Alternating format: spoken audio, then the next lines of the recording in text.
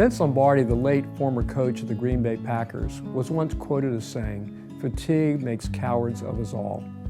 What he was saying is that when we get tired, when we get depleted in our lives, we tend to have a distorted perspective that causes us to respond differently to some of the difficulties that we face and some of the difficult people that we have to face. He was talking about a football team, but that can be true in life in general.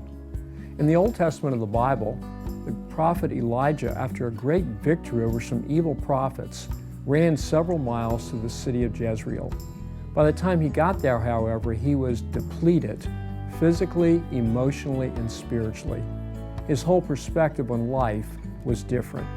As a result, he even asked God to take his life. He just wasn't thinking straight.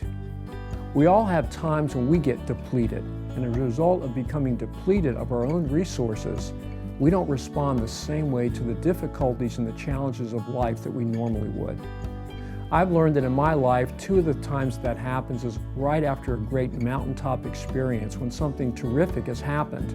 My guard is down and I can really get discouraged as a result of the circumstances of my life. A second time is when I don't pace myself the way that I should. Maybe I don't get enough sleep, or maybe I'm overdoing it.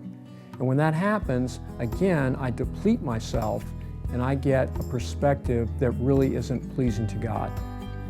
One of the challenges I'd like to put out for each of us is, what is it that causes you to become vulnerable to a distorted perspective?